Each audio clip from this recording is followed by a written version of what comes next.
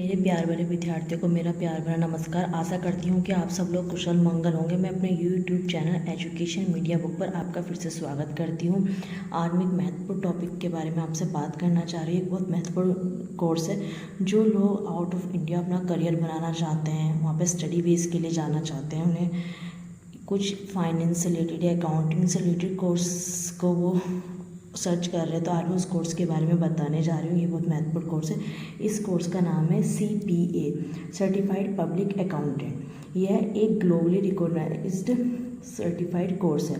यह मुख्य रूप से USA में प्रचलित कोर्स है, लेकिन ग्लोबल डिमांड के कारण इंडिया में भी इसका महत्व बढ़ रहा है। यह accounting, auditing and taxation, financial management में नॉलेज प्रदान करता है। CPA का लाइसेंस प्राप्त करने के लिए आपको एक पेशेवर शिक्षा परीक्षा अनुभव संबंधी आवश्यकताओं को पूरा करना होता है, जो कि स्टेट बोर्ड ऑफ अकाउंटेंसी द्वारा निर्धारित की जाती है।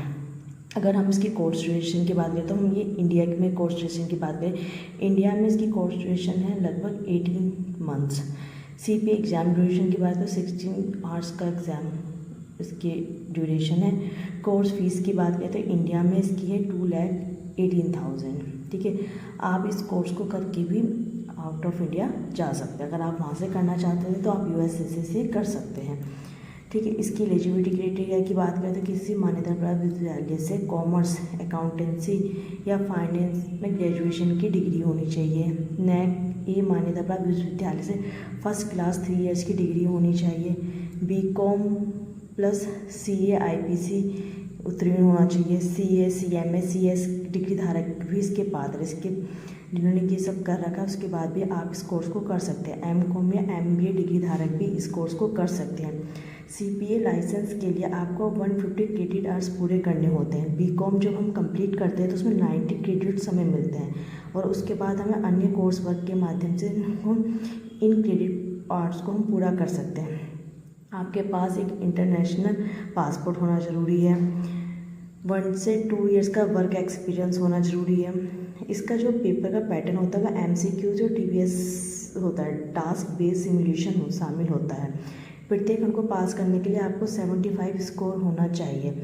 आइए अब हम बात करते हैं इसकी करियर अपॉर्चुनिटी। अगर इंडिया में इसकी करियर की अपॉर्चुनिटी देखें तो फाइनेंशियल एनालिस्ट में, फाइनेंस मैनेजर में, अकाउंटेंट में, ऑडिटर में, मैनेजमेंट कंसल्टेंट में, फाइनेंशियल कंट्रोलर में, पब्लिक अकाउंटिंग में, टैक्स मैनेजर में, चीफ फाइनेंशियल ऑफिसर में, फाइनेंशियल एडवाइज़र में। अब इसकी सैलरी पैकेज की हम बात करें इंडिया में तो 18 लाख पर ईयर या इससे ज़्यादा भी हो सकता है according to your job position.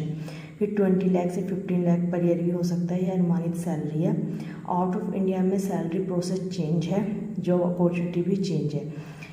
एक आपको मैं महत्वपूर्ण जानकारी इसके लिए बता देती हूँ। भारत सरकार द्वारा CPA के वो सीधे तौर पर मान्यता नहीं होती है। कंपनी लॉ के अकॉर्डिंग CA को ही मान्य रखा गया, बट ग्लोबली डिमांड के कारण इंडिया में भी इसका महत्व बढ़ रहा है कि आप इंडिया से अगर इसको करके जाते हैं आउट ऑफ इंडिया तो इसका आपको बेनिफिट मिलता है, या आउट ऑफ इंडिया में आप करते हैं और इंडिया आते हैं तो इसका आपको बेनिफिट मिलता है।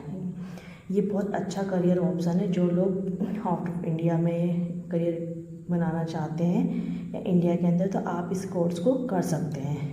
अगर आपको वीडियो पसंद आई हो तो लाइक कीजिएगा, शेयर कीजिएगा एंड चैनल को सब्सक्राइब कीजिएगा। धन्यवाद।